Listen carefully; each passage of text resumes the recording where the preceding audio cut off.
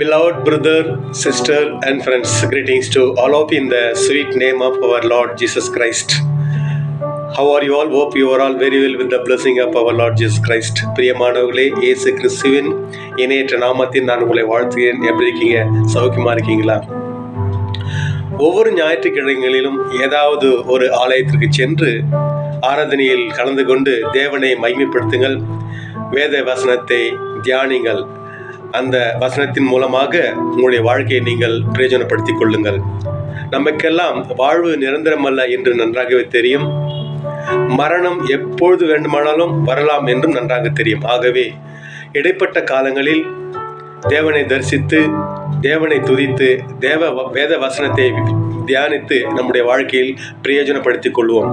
பிரியமானவர்களே, நிச்சயமாக நமக்கு எல்லாருக்கும் ஒரு பஞ்சம் வரும். நான் சொல்லுவது சாப்பாட்டுக்கான பஞ்சம் அல்ல. வேத வசனத்தையும் பிரசங்கத்தையும் கேட்கக்கூடாத, அறியக்கூடாத ஒரு காலம் வரும். அந்த நேரத்தில் நாம் எங்கு தேடி சென்றாலும் அதனை நாம் காணவே முடியாது. இதை நான் சொல்லவில்லை, வேதம் சொல்லுகிறது. Let me read the word of God written in the book of Amos, chapter 8, verses 12. People will stagger from sea to sea and wander from border to border, searching for the word of the Lord, but they will not find it.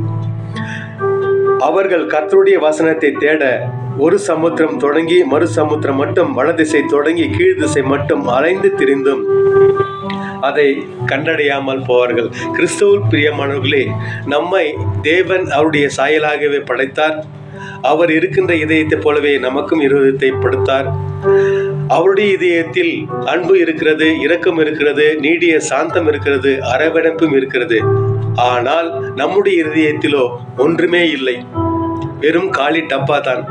நான் எதை சொல்லுகிறேன் என்பதை உங்களுக்கு தெரிந்து கொண்டிருப்பீர்கள் என்று நினைக்கிறேன். ஆகவே கிறிஸ்துவுக்குள் பிரியமானவர்களே, 2 காரியங்களை குறித்து நாம் இன்று மனதில் பதிய வைத்துக் கொள்வோம். முதலாவது காரியம், நித்தமும் தேவனை தரிசிக்க வேண்டும். நாம் சுத்தமுள்ள இருதயமுள்ளவராய் இருந்து அன்பும் அரவணைப்பரோடு இருக்க வேண்டும்.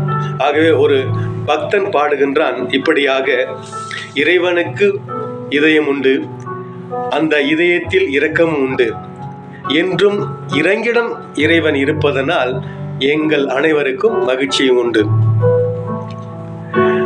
இயேசுவின் இருதயமே என்றும் இறங்கிடும் அருள்மயமே, உந்தன் ஆசியும் அருளும் சேர்ந்து வந்தால் எங்கள் ஆனந்தம் நிலை பெறுமே.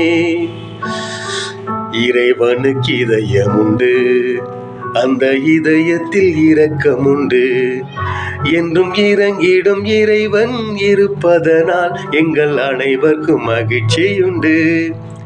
என்று இறங்கிடும் இறைவன் இருப்பதனால் எங்கள் அனைவருக்கும் மகிழ்ச்சியுண்டு. பிரார்த்தனை செய்வோம். எங்களை நேசிக்கும் நல்ல ஆண்டவர், இந்த அருமையான கால வேலைக்காக துதிக்கிறோம், ஸ்தோத்திரிக்கிறோம் சுவாமி. கடந்த வாரம் முழுதும் எங்கள் கண்மணி போல காப்பாற்றி வரக்காக நன்றி செய்யுமே. எங்களுடைய வாழ்க்கையில் நீ செய்த நன்மைக்கு நன்றி செலுத்துகிறோம் அப்பா. தொடர்ந்து இருக்கத்தாலும் அது கிருபையாலும் எங்களை வழித்தள்ள வேண்டும் என்று மன்னணும் சுவாமி. இறைவா, நோயாளிகளுக்கு நோய்களை குணப்படுத்தமப்பா, கஷ்டங்களை தீருமப்பா.